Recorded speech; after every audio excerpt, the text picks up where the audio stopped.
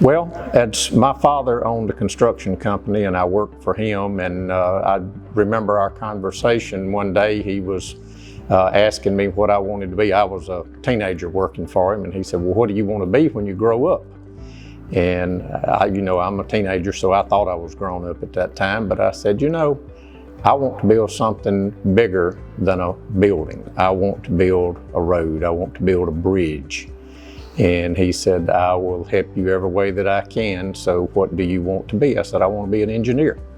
And that's what I became, was an engineer.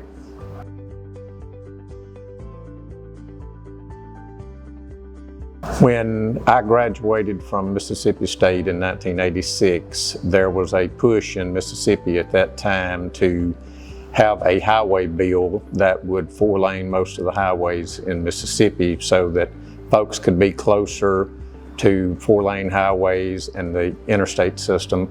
That was called the 1987 bill. That bill was passed. It was the first and largest tax increase to the fuel tax program and added 1,000 miles or so of 4-lane highways.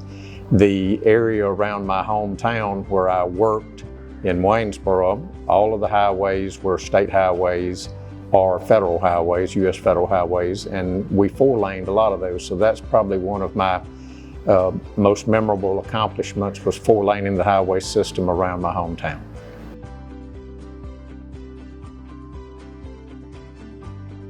Let's go back to 1984. That was when I was between junior college and senior college, and I worked for then the highway department as a surveyor. At that time, you had to go out and physically set up a theodolite and unspool a chain so that you could measure things. Now, the technology is there that we have gone from total stations to GPS surveys to drones. So what used to be so hard to do, having to chop line and set hubs, is now done with satellites. And that's one of the greatest improvements that I have seen in our engineering business, is to be able to plan things and design things with technology now instead of just grunt labor. So.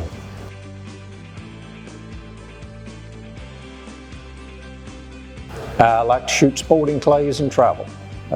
Sporting clays is something that I got into probably 15 or 16 years ago, and I helped to put together sporting clays tournaments. My wife helps me with that. My wife is a travel agent, so I get to travel a lot with her as well, but she helps me with the sporting clays, and I help her by visiting places that she wants to go, and just recently came back from Alaska with her, so it was, we love to travel and see places that we've only read about.